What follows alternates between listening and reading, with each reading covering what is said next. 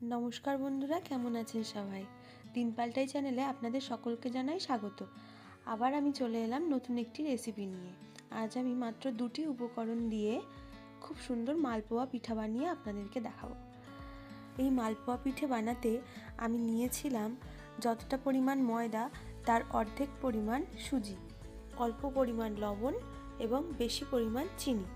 এগুলিকে আমি মাখিয়ে এই ব্যাটারটিকে কিছুক্ষণের জন্য রেস্টে রেখেছিলাম।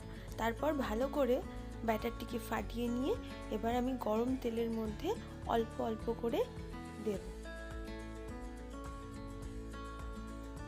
তেলটিকে অবশ্যই ভালো মতো গরম করে নিতে হবে। খুব অল্প খরচের মধ্যে বাচ্চাদের আবদার মেটাতে আপনারাও কিন্তু বাড়িতে বানিয়ে ফেলতে পারেন এমন করে খুব সুন্দর মালপোয়া পিঠা।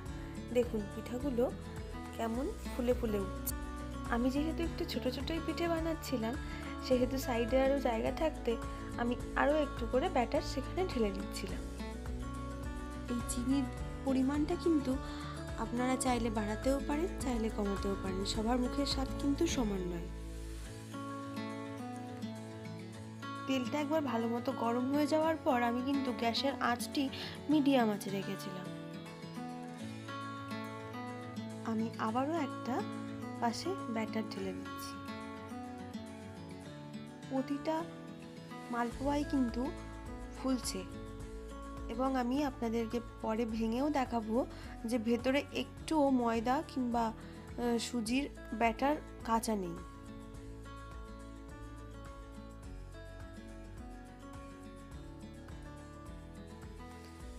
একটু লাল লাল করেই ভেজে নেব।